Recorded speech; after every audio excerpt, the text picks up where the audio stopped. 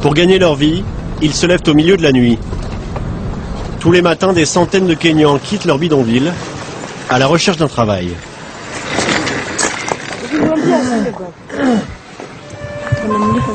5 heures du matin, l'heure du laitier et du boulanger. Mais ici, les clients sont rares. Pas le temps de s'arrêter et pas d'argent pour s'offrir un petit pain. Magnet et Nancy n'ont même pas de quoi se payer les transports en commun. Alors pour aller travailler, les deux amis marchent pendant 2 heures. Vous voyez tous les gens qui passent par ce chemin, ils sont comme nous. Oui, ils sont comme nous. Ils viennent de très loin. Ils font un long trajet pour aller au boulot. Oui, ils vont tous travailler pour les haricots. Nancy et Magnet ne travaillent pas dans un champ, mais dans une usine de conditionnement spécialisée dans l'exportation. Ici, on emballe des haricots verts qui seront vendus sur les rayons de nos supermarchés, dans ces barquettes noires qu'on trouve un peu partout en France. Comme Magnet, 70 ouvrières s'activent pour qu'ils quittent le Kenya le plus vite possible. Un par un, elles trient les haricots verts, sélectionnent les meilleurs et leur coupent les extrémités. Avec son bonnet orange, Nancy, elle, est surveillante. Elle vérifie que la cadence ne faiblit pas.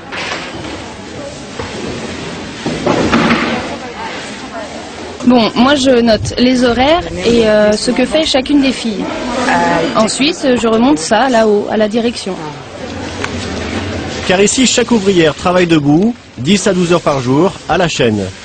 Payé l'équivalent d'1,50 € la journée. Aujourd'hui encore, elles auront conditionné des milliers de barquettes, prêtes à servir. Un produit qui partira dès cette nuit, à 6000 km d'ici.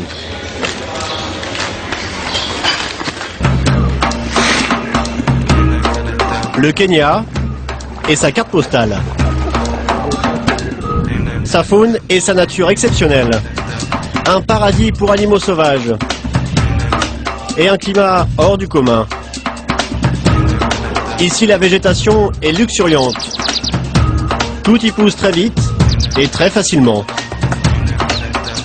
12 mois par an, les agriculteurs exploitent la terre. Pour eux, mais aussi pour le reste de la planète.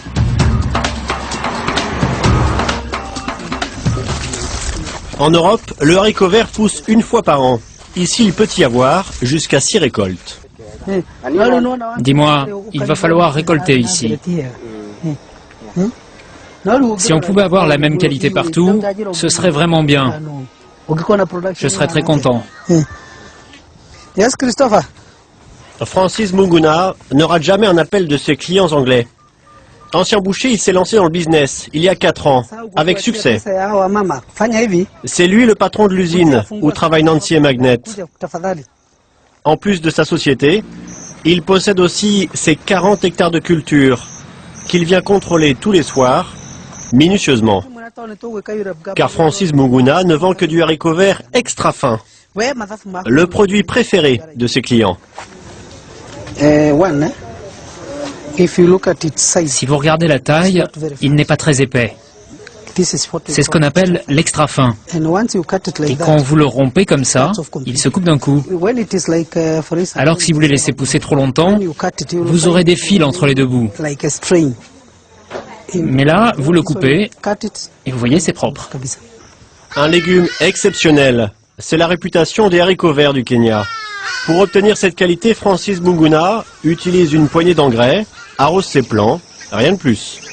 L'eau, il la trouve au bout du champ, dans cette rivière. Il assure que même en période de sécheresse, le niveau d'eau reste suffisant. Là, il y a le moteur, là, la pompe, et j'en ai 2 comme ça. Directement dans l'eau? Oui, directement dans la rivière. Une 50aine de paysannes travaillent sur cette exploitation et cueillent les haricots verts à la main. Elles sont payées tous les soirs, en fonction de la récolte.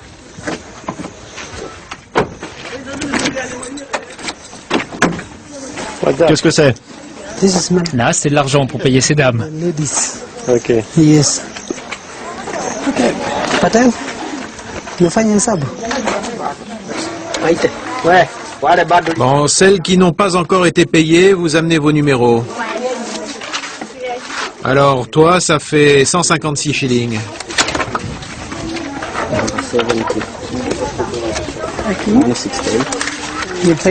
Nous les payons en fonction de ce qu'elles ont cueilli. C'est pour cela qu'on leur donne un numéro. Elles rapportent le numéro et nous voyons le poids qu'elles ont cueilli. Et nous les payons. Et c'est combien le kilo? 6 shillings pour 1 kilo. 6 shillings, c'est environ 6 centimes d'euros. À son arrivée sur les marchés français, le même kilo sera vendu entre 6 et 7 euros.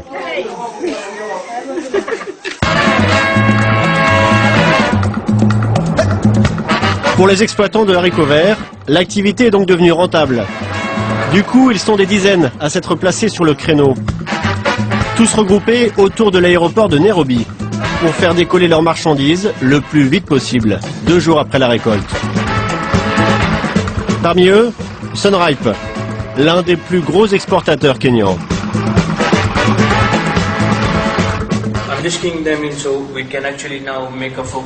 Spécialisée dans les fruits exotiques, cette famille de Kenyans d'origine indienne aurait été la première à faire pousser des haricots verts ici. C'était dans les années 70. À l'époque, l'oncle de Shamit-chan voulait faire plaisir à un client français. Et c'est peut-être pour cela qu'aujourd'hui encore, les Kenyans appellent les haricots verts les French beans, haricots français. Il a dit à mon oncle, vous savez quoi, ici en France, on n'a jamais de haricots verts en hiver. On a une grosse production en été, mais en hiver, on n'a aucun haricot. Vous pensez que vous pouvez les faire pousser? Au Kenya, vous pouvez faire pousser n'importe quoi. Le Kenya, c'est génial. On lui a dit bien sûr. Il nous a donné 1 kilo de graines. La variété de cette époque, c'était les haricots Monel. Un beau haricot vert extra fin d'une couleur sombre. Donc on est revenu ici, on a planté les graines, ça a poussé parfaitement. Ça a poussé même mieux qu'en France. Et on l'a exporté cet hiver-là pour la première fois. 30 ans plus tard, l'entreprise achète les légumes de 500 exploitants du pays et cultive pour son propre compte plus de 10 000 hectares. Haricots verts, mais aussi carottes, oignons ou petits pois. Bref, un métier de rêve pour Shamit-chan, lui qui est végétarien. Par jour, je crois qu'on reçoit 50 à 60 tonnes. C'est beaucoup. Ah oui, c'est beaucoup. Là encore, des ouvrières trient des haricots verts. Mais cela ne représente qu'une petite partie des exportations. Car le trésor de Shamit-chan se trouve dans la pièce d'à côté.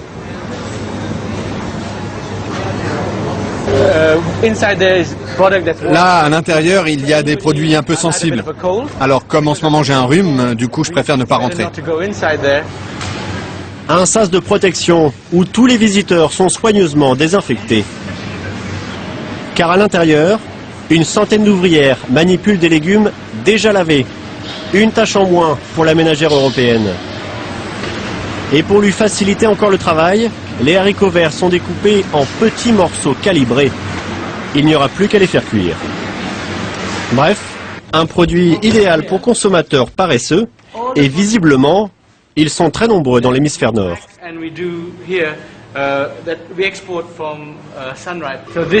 Ça part en Angleterre, ça en Belgique, en Suisse. Ça aussi, ça part en Angleterre. Ceux-là, ils vont en France. Ceux-là aussi. Et ça fait combien de pays en tout? Tout cumulé, on exporte vers 23 pays différents. Hein, c'est ça? 23 pays différents à travers le monde. On envoie même à Singapour, à l'Est, vers l'Europe, et on exporte même quelques produits au Canada. Aussitôt prêts, les haricots verts sont emballés avant d'être chargés dans l'avion. 3 fois par semaine, ces cargaisons atterrissent en France.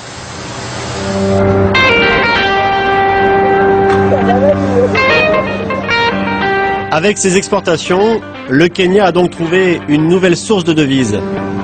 Ces légumes lui rapportent chaque année environ 150 millions de dollars.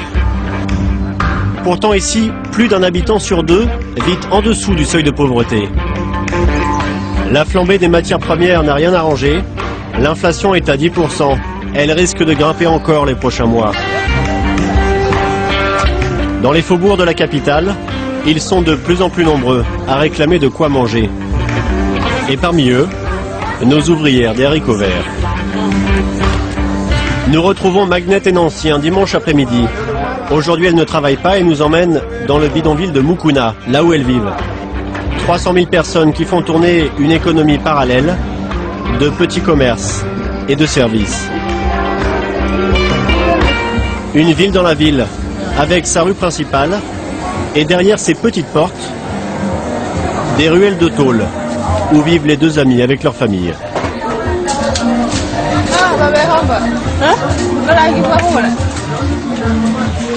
Magnette habite ici avec son mari et ses 6 enfants, dans 15 mètres carrés.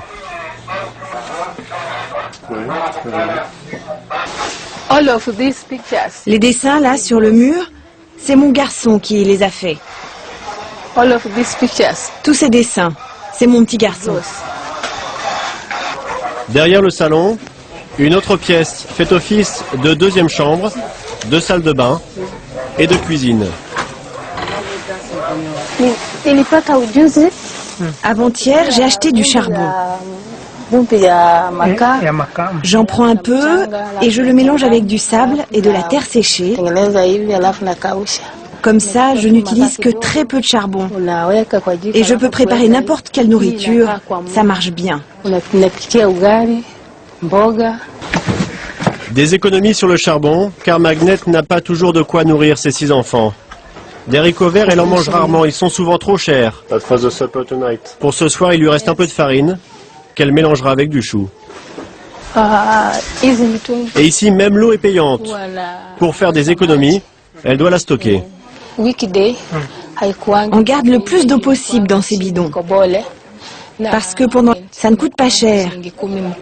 Mais le week-end, les prix augmentent. Ils nous font payer le bidon 10 shillings.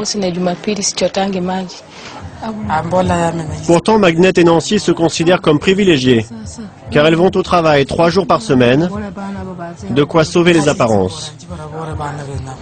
Moi, j'essaye d'être bien habillée. Comme ça, les gens de l'usine croient que j'ai un bon salaire, une belle maison, que tout va bien pour moi, même si ma vie en vrai est différente. Dans l'un des pays les plus prospères de l'Afrique de l'Est, la pauvreté et la faim gagnent du terrain. Et dans le même temps, on exporte toujours plus de nourriture vers le nord de la planète. Une contradiction qui ne serait qu'apparente. Action contre la faim est implantée ici depuis 6 ans. Les humanitaires interviennent surtout dans le nord-est du pays, la région la plus aride, où ils distribuent principalement des céréales du Kenya. Selon eux, la production de légumes pour l'exportation n'empiète pas sur les cultures traditionnelles. Au contraire, ce serait même un plus pour la population.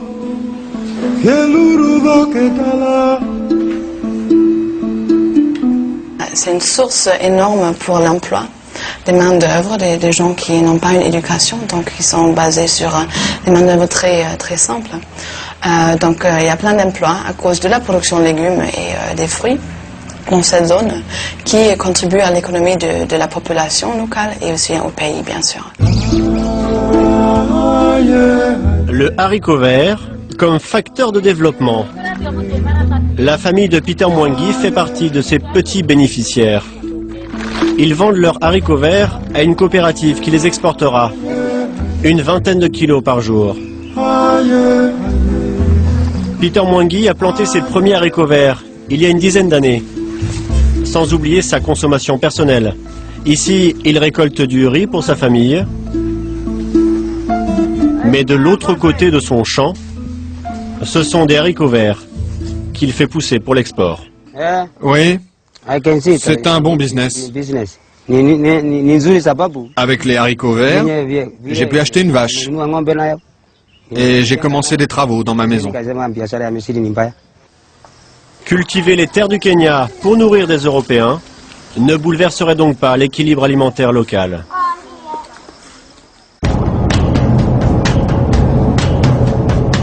Le pays a donc misé encore plus sur l'export, en diversifiant ses produits. À 1 heure de route de Nairobi, sur des centaines d'hectares, des serres géantes se sont montées à côté des champs de haricots verts. À l'intérieur, des roses du Kenya, une autre culture d'exportation qui explose ces dernières années. Des cultures qui, elles aussi, ont besoin de beaucoup d'eau. Elle provient du lac voisin, le lac de Naivasha. David Harper étudie ce lac depuis une vingtaine d'années pour le compte de l'université de Leicester en Angleterre. Et depuis l'apparition de ces cultures, il s'inquiète.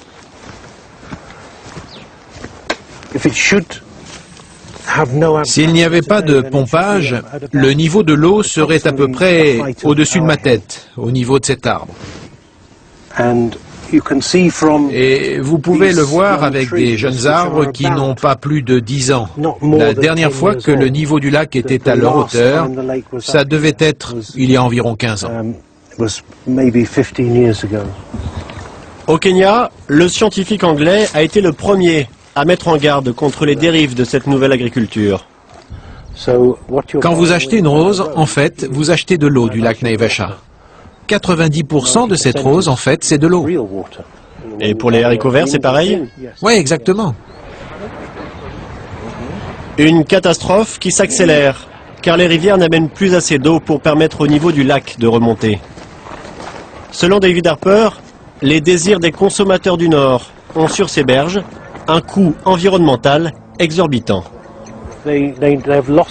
Les consommateurs ont perdu le sens du cycle des saisons.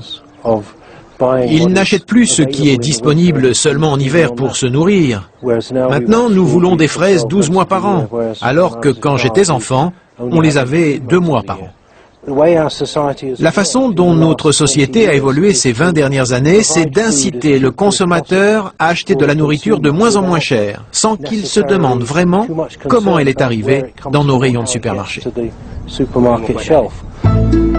Aujourd'hui, fleurs et légumes représentent la moitié des exportations du Kenya.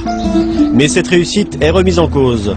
D'abord par la concurrence du Sénégal et du Maroc, eux aussi lancés dans la culture du haricot vert, mais surtout en raison du prix du kérosène qui flambe. De caprice, le haricot vert du Kenya pourrait vite devenir un luxe dans nos assiettes.